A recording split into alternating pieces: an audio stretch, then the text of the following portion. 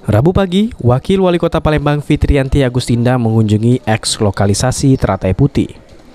Kedatangan orang nomor 2 di Kota Palembang menindaklanjuti laporan warga karena banyak jalan rusak dan saluran air yang tersumbat hingga saat hujan turun dengan intensitas tinggi menyebabkan banjir. Fitriyanti Agustinda mengungkapkan, kondisi jalan dan saluran air memang sangat memprihatinkan dan perlu diperbaiki. Untuk itu pemerintah Kota Palembang segera menganggarkan dana perbaikan sehingga aktivitas warga di sini tidak terganggu lagi. Di Kampung Teratai, dan mereka menginginkan kehadiran kita di sini wakil wali kota untuk bisa bertemu dengan warga penghuni Kampung Teratai dan juga menunjukkan beberapa persoalan di kampung ini. Tadi sempat dilihatkan jalannya rusak dan juga drainase atau saluran yang memang banyak sedimentasinya. Sudah saya sampaikan, kita akan upayakan apa yang menjadi persoalan di kampung ini agar bisa teratasi.